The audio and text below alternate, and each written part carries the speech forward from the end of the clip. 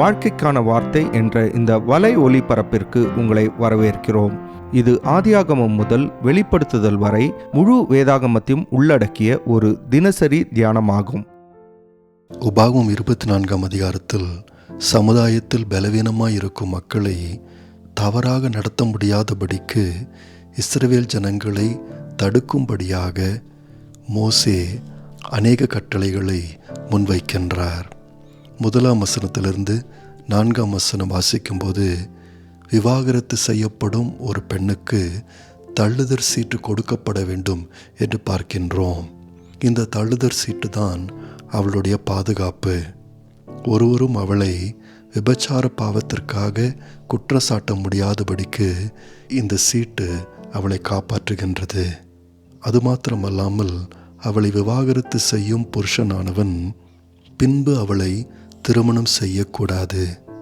விசேஷமாக அவள் இன்னொருவனுக்கு வாழ்க்கைப்பட்டு அவனாலும் விவாகரத்து செய்யப்படுவாளானால் மறுபடியும் அவளை மணந்து கொள்ளக்கூடாது.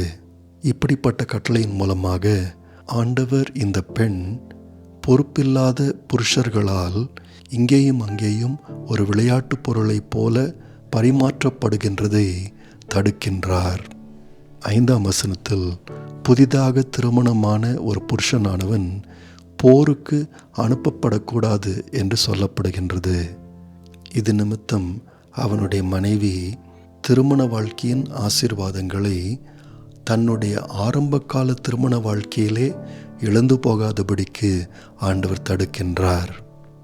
6ஆம் வசனத்தில், திரிகையின் அடிக்கல்லையாவது அதன் மேற்கல்லையாவது கடனுக்கு அடகாக எடுத்துக்கொண்டு போகக்கூடாது என்று சொல்லப்பட்டிருக்கின்றது.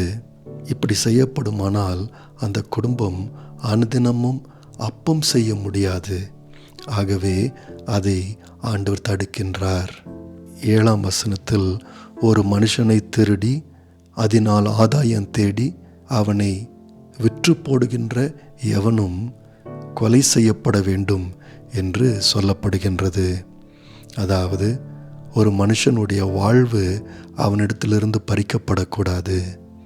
8ஆம் வசனத்தில், ஒருவனுக்கு சரும நோய் இருக்கும் என்று சொன்னால் ஒரு ஆசாரியன் மாத்திரமே அவனை சரியாக விசாரித்து அவனுக்கு தீர்ப்பு கொடுக்க வேண்டும் என்று சொல்லப்படுகின்றது. 9ஆம் வசனத்திலிருந்து வாசிக்கும்போது, யாருக்காகிலும் ஏதாகிலும் கடனாக கொடுத்தால் அவன் கொடுக்கும் அடகை வாங்க இஸ்ரவேலன் அவன் வீட்டுக்குள் பிரவேசிக்கக்கூடாது, வெளியே நிற்க வேண்டும். கடன் வாங்கினவன் அந்த அடகை வெளியே கொண்டு வந்து கொடுக்க வேண்டும் என்று சொல்லப்படுகின்றது. அதாவது அவன் கடன் வாங்கினவனாய் இருந்தாலும் அவனை மதிப்போடு நடத்த வேண்டும் என்று நாம் பார்க்கின்றோம். 15ஆம் வசனத்தில் நாம் வாசிக்கும்போது, தினக்கூலி ஆளுக்கு அனுதின கூலிகளை நிச்சயம் கொடுக்க வேண்டும் என்று சொல்லப்படுகின்றது.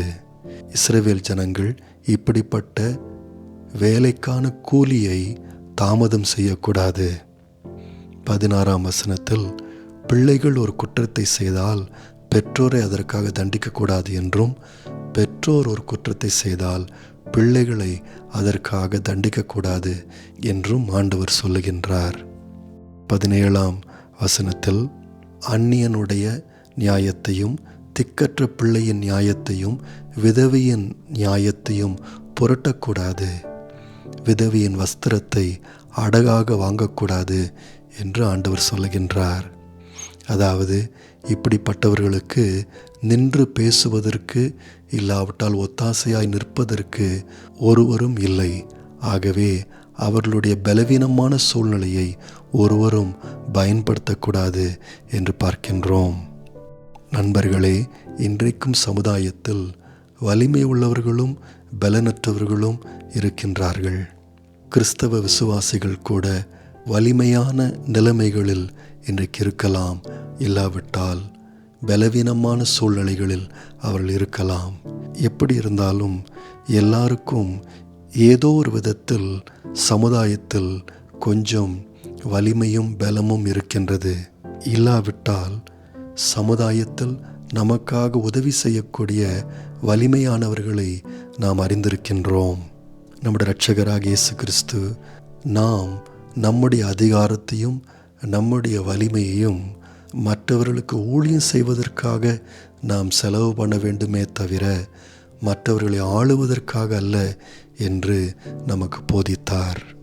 உபாகமம் 24ஆம் அதிகாரம் 19 21 வாசிக்கும்போது, இஸ்ரவேல் ஜனங்கள் தங்கள் வயலிலே அறுவடை செய்யும்போது ஒரு அரிக்கட்டை மறதியாக விட்டு வந்துவிட்டால் அதை எடுத்து வரும்படி திரும்ப வயலுக்கு போகக்கூடாது என்று ஆண்டவர் சொல்லுகின்றார்.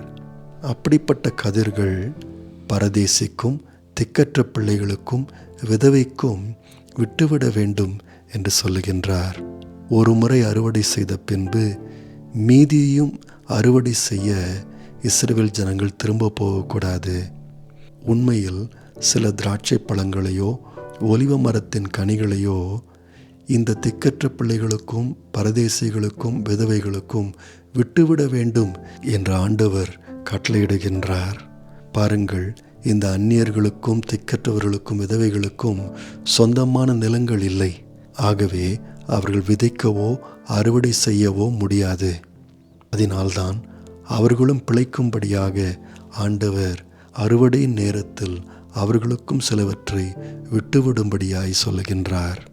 நண்பர்களே, இன்று கூட நன்று ஆசீர்வதிக்கப்பட்ட மக்கள் இன்னும் கொஞ்சம் இருந்தால் பிரயோஜனமாய் இருக்கும் என்று யோசிக்க சோதிக்கப்படுகின்றார்கள். இல்லாவிட்டால் எல்லாமே எனக்கு மட்டும்தான் என்று யோசனை வருகின்றது. பேராசை என்பது இன்றைக்கும் பொதுவான ஒரு சுபாவமாய் இருக்கின்றது. ஆனால் விசுவாசிகளோ போதும் என்கின்ற மனநிலையோடு வாழ கற்றுக்கொள்ளுகின்றார்கள். அது மாத்திரமல்லாமல் தங்களுடைய சொந்த காரியங்களில் சிலவற்றை மற்றவர்களுக்காக விட்டுவிடவும் அவள் விரும்புகின்றார்கள். நேயர்களே, இந்நிகழ்ச்சியை கேட்டதற்காய் நன்றி.